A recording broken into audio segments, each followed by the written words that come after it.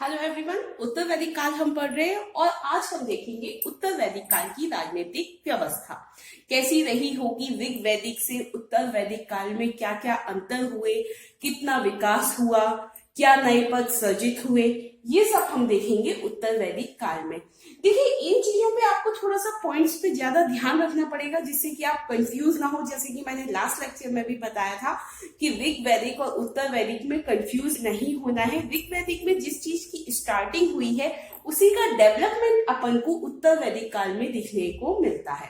ऐसे ही जो राज्य है, जैसे कि हम जब राजनीतिक व्यवस्था देखेंगे तो इसमें देखेंगे कि जहां पर हमने ऋग वैदिक काल में जो राज्य होता था उसको जन कहकर संबोधित किया जाता था और जो जन का जो प्रमुख होता था उसको ही राजा कहा जाता था।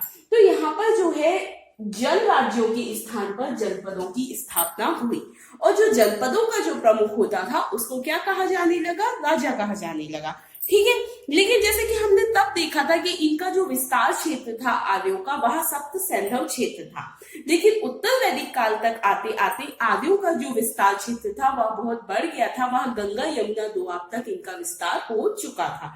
ठीक है, तो एक तरीके से जो है भौगोलिक विस्तार बहुत बढ़ गया था और अब जो राज्यों का निर्माण होने लगा था उसका प्रमुख आधार था भौगोलिक स्थिति। तो राज्यों का निर्माण भौगोलिक आधार पर होने लगा था। ठीक है, जैसे कि जब हम महाजनपद देखेंगे तो उसमें देखेंगे 16 महाजनपद उस समय रही थी। ठीक है, तो इसमें हम देखते हैं और इनको जो राज्यों को था वह जनपद ही कहा जाता था। मतलब इसी का जो अगला जो टाइम पीरियड आएगा जब वो महाजनपद में देखने को मिलेगा तो इसी का थोड़ा सा और विस्तार देखने को मिलेगा, क्योंकि देखिए भविष्य जो होता है वह अतीत से ही निकल कर आता है। ठीक है, वर्तमान अतीत से निकल के आएगा, जो कल भविष्य था वो कल वर्तमान हो जाएगा। तो एक तरीके से एक एक स्टेप बढ़ती जाएगी। ठीक है, तो जैसे कि यहाँ पर हम देख रहे हैं कि यह जनपद है। ठीक है, तो कितनी जो प्रमुख जनपद थी वो मैंने यहाँ लिख दी है। जो प्रमुख जनपद थी वह थी कुरु, पांचाल, गांधार, कैकेय, मद्र, मत्स्य, काशी, कौशल, कलिंग, अवंती, विदेह और मूलक। ठीक है, ये जो थी उस समय की प्रमुख जनपद थी। ठीक है, जो जन था उसको किस में कन्वर्ट कर दिया था? जनपद में कन्वर्ट कर दिया था। आपको ये प्रीलिम्स में भी क्वेश्चन आ सकता है कि उत्तर वैदिक काल में राज्यों को क्या कहकर संबोधित किया जाता था? तो क्या कहा जाता था? जनपद कहा जाता था। लेकिन ऋग वैदिक काल में जो है वह जन कहा जाता था। ठीक है, अब इसके बाद क्या है? यहाँ पर क्या थी? राजतंत्रीय शासन व्यवस्था थी। कहीं कहीं पर ऐसे लिखा हुआ है वेद में कि मतलब कहीं कहीं पर गणतंत्रीय व्यवस्था भी रही होगी, लेकिन प्रमुखतः जो व्यवस्था थी वह थी राजतंत्रीय व्यवस्था। कौन सी व्यवस्था थी? राजतंत्रीय शासन व्यवस्था। इसके बाद बात की जाए कि चलो जनपद हो गई, अब इनका जो प्रमुख है वह कौन होगा? राजा होगा। ठीक है, लेकिन ऋग वैदिक काल से उत्तर वैदिक काल में राजा की जो शक्ति है और उसके वैभव है उसमें बहुत ज्यादा एक तरीके से पॉजिटिव चेंज देखने को मिलता है। वह बहुत शक्तिशाली हो गया था और उसका वैभव है जो है वह बहुत बढ़ गया था। इसीलिए वह अपनी शक्ति तथा वैभव का प्रदर्शन भी किया करता था। मतलब कि लोगों के सामने उसको एक्सप्रेस करता था कि हाँ मैं इतना पावरफुल हूँ। ठीक है, क्यों किया करता था? इसका मेन कारण ये था कि अब जो राज्य है उनका विस्तार हो गया था। वह बहुत बड़े बड़े राज्यों के राजा हुआ करते थे, क्योंकि पहले जो था बहुत छोटे छोटे एरिया थे, जन उनके प्रमुख हुआ करते थे राजा। लेकिन अब उनका जैसे कि भौगोलिक विस्तार हुआ तो वह एक बहुत बड़े उसका राजा है, तो वह अपने वैभव का भी बहुत एक तरीके से प्रचार प्रसार किया करते थे। फिर इसके बाद बात की जाए कि राजा जब इतना शक्तिशाली हो गया है तो उसके लिए कई सारे ऐसे नाम भी दिए गए, कुछ ऐसी उपाधियां दी गई जिन्हें के द्वारा उसको संबोधित किया जाता था, जैसे कि अधिराज, विराट और सम्राट। राजा को अधिराज, विराट, सम्राट आदि नामों से भी संबोधित किया जाता था। तो राजा में क्या क्या अपन ने देखा कि एक तो वह बहुत शक्तिशाली हो गया था उत्तर वैदिक काल में, उसके वैभव और शक्ति में बहुत बढ़ोतरी हुई थी। इसके अलावा उसको अधिराज, विराट और सम्राट के नाम से संबोधित किया जाता था। अब वह अपने वैभव की दिखावा करने लगा था, मतलब कि सबको पता चल जाए कि मैं इतना पावरफुल हूँ, तो इसके लिए वह बहुत सारे अनुष्ठान, यज्ञ आदि करने लगा था, जिससे कि मतलब जन समुदाय तक यह संदेश जाए कि देखो कि राजा मतलब इतना पावरफुल पावरफुल है, उसका इतनी जगह पर कंट्रोल है, इतने राज्य उसके कंट्रोल में है। ठीक है, तो इसके लिए वह राष्ट्रीय यज्ञ और अश्वमेध यज्ञ करने लगा था। जैसे कि हमने इसमें धार्मिक जीवन में भी देखा था कि आडंबर आदि में बहुत बढ़ोतरी हुई थी, तो वह आडंबर राजनीतिक व्यवस्था में भी स्पष्टतः देखने को मिलता है कि वह बहुत सारे यज्ञ हवन आदि भी करता था, और मेन उसका उद्देश्य क्या होता था, सब तक यह संदेश पहुंचाना होता था कि मैं कितना वैभवपूर्ण हूं, मैं कितना शक्तिशाली हूं। ठीक है, इसके बाद बात की जाए, जैसा कि हमने ऋग वैदिक काल में देखा था कि वह सर्वोच्च न्यायाधीश होता था राजा, और सर्वोच्च सेनापति होता था। मतलब वह न्यायपालिका का जो सबसे मेन जो अधिकारी था वह राजा हुआ करता था। राजा ही न्याय करता था और उसका न्याय सबको मानना होता था। इसके बाद बात की जाए सर्वोच्च सेनापति। सेना का जो सर्वोच्च अधिकारी है वह भी राजा हुआ करता था। जैसे कि सेना आदि अगर लड़ने जा रही है तो उसका जो नेतृत्व है वह राजा ही किया करता था। इवन वह युद्ध में भाग भी लेता था, खुद युद्ध भी करता था। ऐसा नहीं है कि राजा है तो सेना को भेज दिया, वो नहीं जाएगा, राजा युद्ध भी करता था, यह भी एक इसका काम था। ठीक है, इसके बाद देखा जाए कि राजा के कर्तव्य क्या थे। एक तो ये कि वह धर्म के अनुसार शासन करे, जो उसका धर्म है, जो उसका राजधर्म है वह उसके अनुसार शासन करे। खुद के प्रति ये नहीं है कि मेरी जो जिम्मेदारी है मेरे प्रति नहीं, उसकी जो पहली जिम्मेदारी है वह अपने राज्य के प्रति है, वह अपने जनपद के प्रति है, तो वह उसके प्रति धर्मानुसार शासन करे। फिर दूसरी बात देखें कि बाह्य आक्रमणों से राज्य तथा प्रजा की रक्षा। ऑब्वियसली वो राजा है तो अगर कोई भी बाहर से आक्रमण करेगा तो उसी को रक्षा करनी पड़ेगी, उसी को सेना भेजनी पड़ेगी, क्योंकि वो सर्वोच्च सेनापति भी है। ठीक है, इसके बाद देखें युद्ध करना। जैसे कि मैंने अभी आपको बताया कि सिर्फ ये नहीं कि सेना को भेज दिया, खुद भी जाना है और युद्ध करना है। इसके बाद युद्ध के समय सेना का संचालन भी करना है, एक तरीके से कोऑर्डिनेशन भी बैठाना है कि इतनी सेना यहाँ पर खड़ी होगी, इतनी सेना यहाँ पर खड़ी होगी, हमारी ये रणनीति होगी युद्ध करने की, और उसके अलावा उसको स्वयं भी युद्ध करना है। फिर न्याय प्रदान करना, जब वो सर्वोच्च न्यायाधीश है तो न्याय तो उसको करना ही पड़ेगा। ठीक है, इसके बाद है प्रजा की सुख समृद्धि का ध्यान रखना, कि प्रजा का भरण पोषण करना। इसके अलावा भी कुछ और कार्य रहते थे, जैसे कि प्रजा एवं राज्य की सुख समृद्धि के लिए यज्ञ हवन अनुष्ठान आदि करवाना। ठीक है, ये सब हो गए राजा के काम, राजा के कर्तव्य। फिर देखें कि अब राज्य की आय का क्या स्रोत था। अब जैसे कि इसमें कोई अंतर नहीं है, जैसे आज हम लोग टैक्स देते हैं वैसे ही उस समय भी कर चला करता था। उस समय हमने जब ऋग वैदिक काल में देखा था तो एक बलि नाम का कर था जो कि स्वेच्छा से दिया जाता था। ठीक है, ऐसे ही यहाँ पर जो कर दिया जाता था वहां उपज का 1/6 भाग दिया जाता था भूमि कर के रूप में। मतलब जितनी भी उपज हुई है उसका 1/6 भाग जो है वह राजा को देना पड़ता था। ठीक है, इसके लिए भी एक अधिकारी नियुक्त किया था, उसका नाम होता था भागदूत। ये बिल्कुल याद रखना है, ये आपको 3 नंबर में भी आ सकता है और ये आपको प्रीलिम्स में भी आ सकता है। भागदूत संबंधित है, तो यह किससे संबंधित है? उत्तर वैदिक काल से। किससे संबंधित है? उत्तर वैदिक काल से। ठीक है, और यह क्या होता था? कर लेने वाला अधिकारी होता था। ठीक है, जैसे इनकम टैक्स ऑफिसर होते हैं उस तरीके से आप इसको मान सकते हैं। इसके बाद बात की जाए अन्य कौन कौन से अधिकारी थे। जैसे कि जब हम आगे जाएंगे तो पढ़ेंगे कहीं पर अष्टप्रधान है, कहीं पर नवरत्न है, तो इस तरीके से सबके दरबार में कुछ अलग अलग अधिकारी होते थे। ऐसे ही जो यहाँ पर अधिकारी थे उनको बोलते थे रत्निन, और उनकी संख्या थी 11। कितनी संख्या थी? 11 संख्या थी। उत्तर वैदिक काल में जो प्रमुख अधिकारी थे उनको रत्निन कहा जाता था और उनकी संख्या 11 थी। कितनी थी? 11। ठीक है, इसके बाद देखिए अधिकारियों के नाम क्या क्या है। सेनानी, जैसा कि नाम से ही समझ में आ रहा है कि यह सेना का प्रधान होता था। ठीक है, फिर देखिए युवराज, शासन का प्रतिनिधि। ठीक है, युवराज कौन? शासन का प्रतिनिधि। फिर पुरोहित, राजा का धार्मिक तथा राजनीतिक मामलों में परामर्शदाता। राजा को सलाह देने के लिए कौन होता था? पुरोहित होता था। फिर महिषी पटरानी को कहा जाता था, मतलब जो राजा की जो प्रमुख पत्नी होती थी, और भी अन्य पत्नियां भी होती होंगी, लेकिन एक जो प्रमुख पत्नी होती थी उसको पटरानी कहा जाता था। ठीक है। सूत राजा का सारथी, मतलब जो रथ पे जैसे राजा कहीं जाएगा, जैसे हमने देखा था कि समय रथ पे ही बैठ के राजा कहीं जाएगा, तो उसमें जो वो रथ चलाता था, एक तरीके से आप बोल सकते हैं ड्राइवर रथ का, वह होता था सूत। फिर ग्रामणी तो हमने ऋग्वैदिक काल में भी देखा था, गांव का मुखिया। आप ये पढ़ने के बाद एक बार फिर से ऋग्वैदिक काल देखें, तो जिससे कि आपको बिल्कुल क्लियर हो जाएगी दोनों चीजें। फिर क्षत्रिय प्रतिहारी होता था। ठीक है। इसके बाद संग्रहीता कोषाध्यक्ष, मतलब जिसमें पूरा जो धन जमा होता था उसका जो अध्यक्ष था एक तरीके से, वह कौन होता था? संग्रहीता होता था।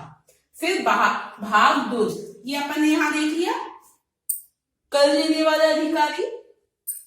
फिर अक्षवा, यह लेखाधिकारी होता था, लेखा जोकर रखने वाला। ठीक है। फिर पालागर, राजा का मित्र या विदूषक। ठीक है। तो ये तो हो गए प्रमुख अधिकारी, इनको रत्निन कहा जाता था और इनकी संख्या 11 थी। इसके बाद बात की जाए सभा एवं समिति की। जैसा कि हमने ऋग्वैदिक काल में भी देखा था कि जो सभा एवं समिति होती थी वह राजा पर नियंत्रण रखने के लिए होती थी, कि राजा स्वेच्छाचारी ना रह सके, मतलब राजा ये नहीं है कि अपने मन से कोई गलत निर्णय भी ले, तो उस पर नियंत्रण के लिए जो है वह सभा एवं समिति रहती थी। ठीक है। इसमें भी क्या है, सभा जो थी वह ग्राम संस्था थी और समिति जो थी राज्य की केंद्रीय संस्था थी।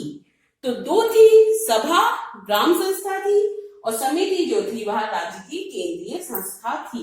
अच्छा, इसमें आपको एक चीज ये भी देखने को मिल रहा होगा कि महिलाओं को किसी भी चीज में भाग लेने का अधिकार नहीं है। ठीक है। ये बिल्कुल क्लियरली आपको मैंने पहले भी बता दिया था जब हमने इनका सामाजिक जीवन पढ़ा था, कि महिलाओं के जो अधिकार थे जो कि ऋग्वैदिक काल में देखने को मिलते थे, कि वह सभा समिति में भी भाग ले सकती थी या फिर पूजा पाठ में भी भाग ले सकती थी, तो वह उत्तर वैदिक काल में आकर वह सब बंद हो गए थे। ठीक है। तो यहाँ पर महिलाओं के लिए कोई स्थान नहीं है। ये पटरानी जो पद है, ये तो चूंकि राजा की पत्नी है इस हिस्से से उसको मिला है, लेकिन ऐसा कोई पद नहीं है कि मतलब वो उसका कोई भी राजनीतिक कार्यों में हस्तक्षेप होता हो। ठीक है। इसके बाद देखिए हम न्याय व्यवस्था। जैसे कि मैंने आपको बताया कि राजा जो था वह सर्वोच्च न्यायाधीश होता था, लेकिन इसके अलावा भी अन्य न्यायाधीशों की, छोटे न्यायाधीशों की नियुक्ति करता था वो, है ना। अन्य न्यायाधीश भी होते थे। अब ऐसा तो नहीं है कि हर एक फैसला राजा ही करे, कोई छोटे मोटे भी काम है तो उसके लिए अन्य न्यायाधीश भी होते थे, लेकिन जो सर्वमान्य जो फैसला है वह राजा का ही होता था, कि जो उसने बताया फिर वही मानना होता था। ठीक है। इसके बाद क्या है, उस समय कौन कौन से दंड चला करते थे? शारीरिक दंड, कि इसको इतने कौड़े लगाने हैं, इस तरीके से कुछ जुर्माना। ठीक है।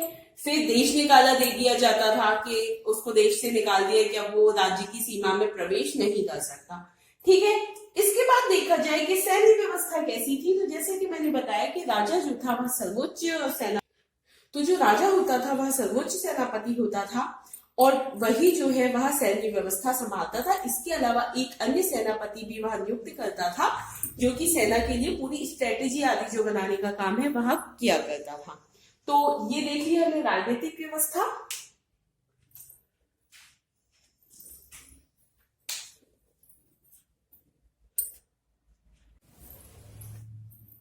हेलो एवरीवन, अब हम देखते हैं, अभी हमने देखा था कि उत्तर वैदिक काल की सामाजिक स्थिति कैसी थी और उसमें आर्थिक स्थिति कैसी थी। अब ये नेक्स्ट हम देखेंगे, वह देखेंगे उत्तर वैदिक काल की धार्मिक स्थिति या धार्मिक अवस्था। ठीक है। तो सबसे पहले तो जैसा कि मैंने आपको बताया था कि जब हमने ऋग्वैदिक काल में पढ़ा था तो उसमें ये लिखा हुआ था कि ऋग्वैदिक आर्य जो थे वह प्रकृति पूजा के उपासक थे। सबसे ज्यादा वो जिस पर ध्यान देते थे, मतलब सबसे ज्यादा जिसकी साधना करते थे वह था प्रकृति पूजा। हमने उसमें कुछ देवता भी देखे पढ़े थे, कि जैसे कि इंद्र, वरुण, सूर्य, मतलब प्रकृति के आसपास के जो देवता थे वह उन पर ही ज्यादा उनका ध्यान केंद्रित रहता था और उनका ऐसा मानना था यह जो सृष्टि है उसकी जो निर्माता है वह प्रकृति ही है। ठीक है। लेकिन यहाँ पर जो उनकी धार्मिक स्थिति है, उनकी जो पूजा पाठ की पद्धति है, उनकी जो देवता है, उनमें बहुत ज्यादा अंतर दिखाई देता है। मतलब ऐसा नहीं है कि वो प्रकृति पूजा अभी यहाँ नहीं करते थे, उत्तर वैदिक आर्य भी प्रकृति पूजा किया करते थे, लेकिन अब प्रधानता दूसरे देवताओं की बढ़ गई थी। कुछ अन्य देवता थे जो कि ऋग वैदिक काल में, मतलब या तो कुछ तो ऐसे थे जो पूजे जाते थे, लेकिन प्रकृति देवताओं के बाद। लेकिन उत्तर वैदिक काल में जो सूर्य, वरुण या पृथ्वी, अग्नि, ये सब जो देवता थे, इनका स्थान इन देवताओं के बाद हो गया था। देवमंडल में कुछ नए देवताओं का आगमन हुआ था, उनकी पूजा जो थी वह प्रधान पूजा होती थी, और बाकी जो सारी पूजाएं थी वह इनके बाद की जाती थी। जैसे कि प्रजापति, हमने देखा था ऋग वैदिक काल में प्रजापति की पूजा होती थी, लेकिन अब यह प्रमुख देवता बन गए थे। 3 जो थे वह प्रमुख देवता यहाँ पर उल्लेख मिलता है, प्रजापति, विष्णु और रुद्र। ये 3 प्रमुख देवता जो कि उत्तर वैदिक काल में थे। इन देवताओं की पूजा से ही, जैसे कि त्रिदेव वाली जो कल्पना है जो कि आज हम लोग करते हैं, त्रिदेव ब्रह्मा विष्णु महेश, उसका जो स्टार्ट होता है वो यहीं से होता है। ठीक है, थोड़ा सा चेंज है, लेकिन जो त्रिदेव की पूजा का जो स्टार्ट होता है वह उत्तर वैदिक काल से ही माना जाता है। ठीक है, प्रजापति जो होते थे वह यज्ञ के स्वामी होते थे। ठीक है, प्रजापति की पूजा क्यों होती थी? इनको यज्ञ के स्वामी माना जाता था। जैसा कि हमने ऋग वैदिक काल में देखा था कि आर्य जो थे वह पूजा पाठ यज्ञ हवन द्वारा भी किया करते थे। तो यहाँ पर हम थोड़ा सा चेंज देखेंगे, क्योंकि यहाँ पर यज्ञ का महत्व तो बहुत ज्यादा बढ़ गया था। तो जो यज्ञ के स्वामी थे वह प्रजापति होते थे। उसके बाद जो दूसरे प्रमुख देवता थे वह थे विष्णु। यह प्रधान यज्ञ पुरुष कहलाते थे। ठीक है, जो विष्णु थे उनकी पूजा किस रूप में की जाती थी? प्रधान यज्ञ पुरुष। इसके बाद एक रुद्र देव भी थे जिनकी पूजा कल्याणकारी शिव के रूप में की जाती थी। तो जो प्राकृतिक देवता थे उनका स्थान किसने ले लिया? प्रजापति, विष्णु और रुद्र।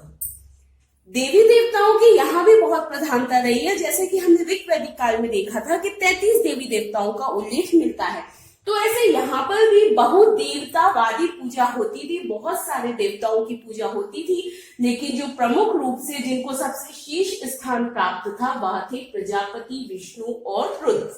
ठीक है, इसके बाद अग्नि, जल, वायु, सूर्य, इनकी भी पूजा वो लोग किया करते थे। जैसा कि हमने देखा था कि पितृ सत्तात्मक समाज है, इसीलिए पुरुष देवता ज्यादा पूजे जाते थे। ठीक है, ये तो हो गई कि कौन कौन से देवता थे। अब उनकी पूजा पद्धति क्या थी, वह पूजा कैसे किया करते थे। यहाँ पर मैं साथ में थोड़ा सा कंपेयर भी कर रही हूँ, जैसे मैंने लास्ट वीडियो में किया था, जिससे कि आपको कंफ्यूजन ना रहे, क्योंकि नहीं तो ऐसा होगा कि ऋग वैदिक का यहाँ मिक्स ना हो। इसलिए हम यहीं पर क्लियर करते चलते हैं कि ऋग वैद में क्या होता था और उत्तर वैदिक काल में क्या होता था।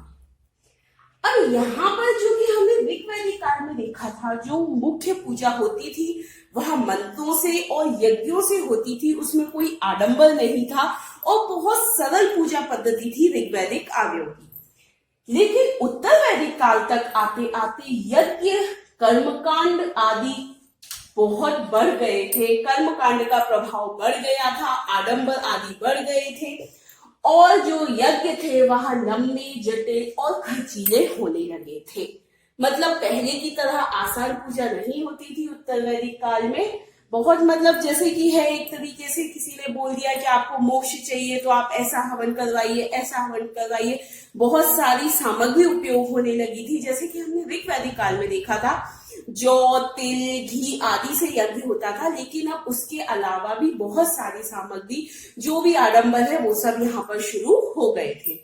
इसके बाद एक जो मेन अंतर यहाँ पर मिलता है, यहाँ पर पशु बलि को बहुत महत्व दिया जाने लगा था। मतलब ऐसा बोला जाने लगा था कि पशु बलि के बिना तो पूजा अधूरी है।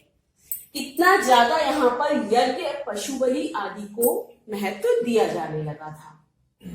इसके बाद यहाँ पर कुछ और भी यज्ञों के बारे में उल्लेख मिलता है, जैसे कि राजसूय यज्ञ। ठीक है। तो इस तरीके के कई तरीके के यज्ञ होने लगे थे, कई तरीके के कर्मकांड होने लगे थे। मतलब एक तरीके से बोला जाए तो पूजा पद्धति बहुत जटिल हो गई थी। जैसा कि हमने पहले देखा था कि सब लोग अपने हिसाब से पूजा पाठ कर लेते थे। मतलब जरूरी नहीं है कि आपको पुरोहित ही चाहिए या ब्राह्मण ही चाहिए। लेकिन यहाँ पर ऐसा था कि यहाँ पर जो ब्राह्मण पुरोहित आदि जो बताते थे, जिस तरीके से बताते थे, वो लोग पूजा करवाते थे। तो मतलब एक तरीके से वो बहुत सारी सामग्री मंगवाते थे और उनको बहुत सारा दान देना पड़ता था। ठीक है, इस तरीके से यहाँ पर पूजा पाठ होती थी। इसके बाद बात की जाए मंत्र पूजा। मंत्र पूजा तो वहां भी होती थी, श्लोकों के द्वारा होती थी, है ना। लेकिन यहां पर जो मंत्र पूजा का उद्देश्य था वह आत्मसमर्पण नहीं था या उपासना नहीं था, बल्कि वह क्या था कि आपको इतनी बार ये मंत्र पढ़ने हैं। मतलब कि जो पूजा थी वह उपासना आत्मसमर्पण न होकर मंत्र प्रधान हो गई थी। कैसे हो गई थी? मंत्र प्रधान हो गई थी। ठीक है। इसके बाद यहाँ पर 5 महायज्ञों का भी उल्लेख मिलता है। ठीक है, कौन कौन से महायज्ञ थे? जैसे कि आप देख रहे हैं कि वहां पर जब हमने धार्मिक अवस्था पढ़ी थी तो उसमें बहुत सिंपल सिंपल चीजें थी।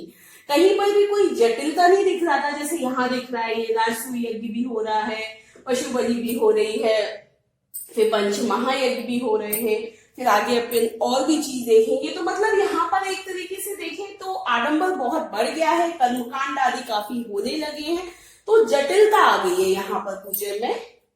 पंच महायज्ञ किए जाते थे और ऐसा कहा जाता था कि प्रत्येक व्यक्ति को प्रतिदिन ये 5 यज्ञ करना अनिवार्य है।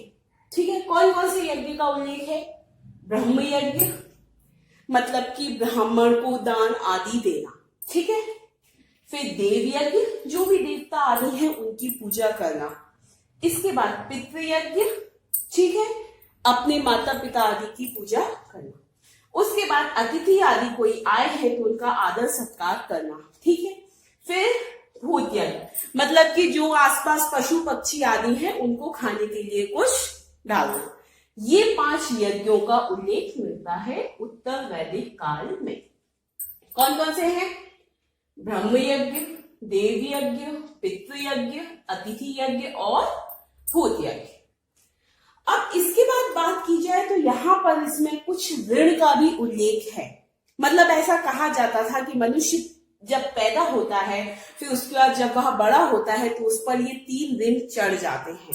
ठीक है, थोड़ा सा ध्यान रख लीजिए, कोई इतना ज्यादा वो करने की जरूरत नहीं है। पितृ ऋण मतलब पिता का ऋण, ऋषि ऋण जिससे भी शिक्षा दीक्षा आदि ली है, ऋषि का ऋण, देव ऋण जो देवता है उनका ऋण। तो ये 3 तरीके के ऋण का उल्लेख है, 5 तरीके के महायज्ञ का उल्लेख है। अब बात करें हम संस्कार की। अब ये संस्कार है क्या? संस्कार का अर्थ होता है व्यक्ति को किसी भी व्यक्ति को उसके समाज के अनुरूप योग्य बनाना। ठीक है, कोई भी व्यक्ति है उसकी शारीरिक, मानसिक, चारित्रिक एवं बौद्धिक तथा सांस्कृतिक शुद्धिकरण करना। संस्कार का अर्थ ही शुद्धिकरण है। मतलब किसी भी व्यक्ति में शारीरिक विकास, मानसिक विकास, चारित्रिक विकास, बौद्धिक विकास एवं सांस्कृतिक विकास का मार्ग प्रशस्त करना, यही संस्कार था। ये बचपन से लेके बच्चा जब पैदा होता है या उसके भी पहले से लेके, मतलब बच्चा होने से लेके उसकी मृत्यु तक का पूरे जीवन काल के जो भी स्टेजेस हैं, एक तरीके उनकी विभिन्न स्टेज पर एक एक संस्कार थे। टोटल जो संस्कार थे वह 16 संस्कारों का उल्लेख उत्तर वैदिक काल में मिलता है। तो सबसे पहले तो है गर्भाधान। ठीक है, इसका अर्थ होता है संतानोत्पत्ति। ठीक है, उसके बाद दूसरा संस्कार है पुंसवन संस्कार, जो कि पुत्र प्राप्ति के लिए किया जाता था। जैसा कि हमने देखा कि पितृ सत्तात्मक समाज था उत्तर वैदिक काल में, और जो कन्या का जन्म होता था उसको एक तरीके से अच्छा नहीं माना जाता था, उसको एक श्राप माना जाता था या बोझ माना जाता था। तो पुत्र प्राप्ति की बहुत चाह रहती थी, तो उस समय पुत्र प्राप्ति के लिए क्या था, ये पुंसवन संस्कार। उसके बाद बात करें तो जो तीसरा संस्कार है वह है सीमांतोन्नयन संस्कार। सीमांतोन्नयन संस्कार किया जाता था गर्भ की रक्षा के लिए। ठीक है, फिर जब बच्चा पैदा होता था तो उस समय होता था जातकर्म संस्कार, संतान उत्पन्न होने पर। ठीक है, चौथा हो गया। पांचवा है, ये एक नॉर्मल सी प्रोसेस है जो आज भी होती है एक तरीके से, लेकिन बस उसमें ये नाम दिया गया था। अब इतने उस पर नहीं होती कि हाँ एक एक नाम के हिसाब से, बाकी होता सब कुछ है ही। जैसे कि नामकरण आज भी होता है, जब संतान का नाम रखा जाएगा। निष्क्रमण संस्कार, जब शिशु को पहली बार बाहर निकालेंगे तब निष्क्रमण संस्कार होगा। अन्नप्राशन पता ही होगा, जब वह पहली बार उसको अन्न कुछ खिलाते हैं तो उसको बोलते हैं अन्नप्राशन संस्कार। फिर चूड़ाकरण, पहली बार जब उसके बाल काटते हैं, जिसे आजकल हम लोग मुंडन बोलते हैं, वह है चूड़ाकरण। उसके बाद कर्ण वेधन, कान छिदवाने के समय जो संस्कार होता था वह कर्ण वेधन। इसके बाद विद्यारंभ संस्कार, जब वह शिक्षा के लिए जाता था और अपनी विद्या शुरू करता था तब होता था विद्यारंभ संस्कार। फिर है उपनयन संस्कार, यज्ञोपवीत धारण करने पर, जो जनेऊ धारण करते हैं यज्ञोपवीत धारण करने पर उपनयन संस्कार होता था। जैसा कि मैंने आपको सामाजिक स्थिति में बताया था कि ऋग वैदिक काल में स्त्रियों का भी उपनयन संस्कार किया जाता था, जो कि उत्तर वैदिक काल में बंद हो गया था। ठीक है, तो उपनयन संस्कार। इसके बाद वेदारंभ, जब वह वेदों का अध्ययन शुरू करता था, या मतलब जब भी, तो उस समय होता था वेदारंभ संस्कार। फिर है केशांत संस्कार, दाढ़ी पहली बार बनाने पर। ठीक है, उसके बाद है समावर्तन, जब शिक्षा समाप्त हो गई है तो होगा समावर्तन संस्कार। फिर विवाह संस्कार, जब उसका विवाह होगा। और आखिरी है अंत्योष्टि संस्कार, मतलब जब बिल्कुल मृत्यु हो गई, अंत्योष्टि हो गई, तो अंत्योष्टि संस्कार। ये 16 संस्कार है, जो कि संस्कार का अर्थ होता है। अगर आपको 3 नंबर में भी आए तो आपको लिखना है, संस्कार का अर्थ होता है शुद्धिकरण। उत्तर वैदिक काल में संस्कार शारीरिक, मानसिक, चारित्रिक, बौद्धिक एवं सांस्कृतिक विकास का मार्ग प्रशस्त करने के लिए किए जाते थे। उत्तर वैदिक काल में 16 संस्कारों का उल्लेख मिलता है। ठीक है, कौन कौन से हैं? गर्भाधान, पुंसवन, ये प्रीलिम्स में भी पूछा जाता है तो थोड़ा सा ध्यान रखना है। सीमांतोन्नयन, जातकर्म, नामकरण, निष्क्रमण, अन्नप्राशन, चूड़ाकर्म, कर्णवेधन। फिर विद्यारंभ, उपनयन, वेदारंभ, केशांत, समावर्तन, विवाह संस्कार और अंत्योष्टि संस्कार। ठीक है, ये तो हो गई संस्कार की बात। अब आती है तप की बात। इस समय पर तप को भी प्रमुखता दी गई थी, मतलब ऐसा बोला जाता था जितना कठोर तपस्या करेगी तो उससे हमें अलौकिक शक्तियां प्राप्त होंगी। ठीक है, तो इसलिए इधर पर तप का भी उल्लेख मिलता है। अलौकिक शक्तियां प्राप्त करने के लिए कठिन तपस्या किया करते थे। इसके बाद बात करें, इस समय उपनिषदों की जो रचना हुई उनमें धार्मिक दर्शन जो है, दार्शनिक चिंतन जो है, उसका उल्लेख मिलता है। उच्च कोटि का दार्शनिक चिंतन। ठीक है, उपनिषद जो है वह क्या क्या, कौन कौन से सिद्धांत पर है? ब्रह्म, आत्मा, मोक्ष, सृष्टि की संरचना, कर्म, पुनर्जन्म सिद्धांत का जो है इसमें उल्लेख किया गया है। ठीक है, आत्मा जो होती है वह जीवन का मूल होती है और वह अजर अमर होती है। मतलब यहाँ पर ये बताया गया, जैसे कि हमने जब ऋग वैदिक काल पढ़ा था तो उसमें मोक्ष आदि का कोई उल्लेख नहीं था, लेकिन यहाँ पर आत्मा की परिकल्पना की गई थी। ऐसा था कि अगर मतलब आत्मा जो है, व्यक्ति पुनर्जन्म लेता रहता है जब तक कि वह मोक्ष प्राप्त ना कर ले। ठीक है, तो ये तो हो गई धार्मिक अवस्था। इसमें आपको समझ में आ गया होगा कि यहाँ पर जो है वह कर्म कांड आधारित हो गई थी, जैसा कि हमने वहां भी देखा था कि अब जो वंश थे, जो वर्ण हमने पढ़े थे, वह जन्म आधारित हो गए थे, कर्म आधारित ना होकर। तो उसी का प्रभाव यहाँ पर दिखाई देता है कि जो यज्ञ कर्म कांड आदि थे वह बहुत जटिल हो गए थे, आडंबरों का बहुत ज्यादा समावेश हो गया था उत्तर वैदिक काल में। ओके, तो ये आपका हो गया। अब हमारा सिर्फ राजनीतिक अवस्था बचा हुआ है उत्तर वैदिक काल का, तो वो हम नेक्स्ट वीडियो में कर लेते हैं। Thank you.